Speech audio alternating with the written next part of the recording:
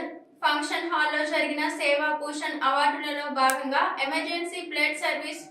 24/7 group వ్యవస్థాపకుడు శ్రీ పెంకే దుర్గాప్రసాద్ గారు చేస్తున్న సేవలను గుర్తించి సేవా భూషణ్ పురస్కారాన్ని కాకినాడ జిల్లా judge Bhupathi Vasantha Kumar, town DSP రఘువీర్ విష్ణు, గ్రంథాలయ చైర్మన్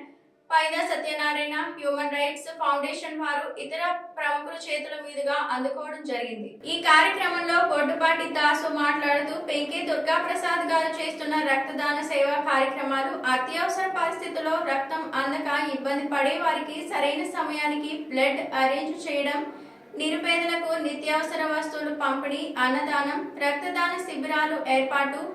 రక్తదానంపై అవగాహన, అనేక సేవా కార్యక్రమాలు చేస్తున్నందుకు గాను సేవా భూషణ్ అవార్డు ఇవ్వడం జరిగిందని అన్నారు.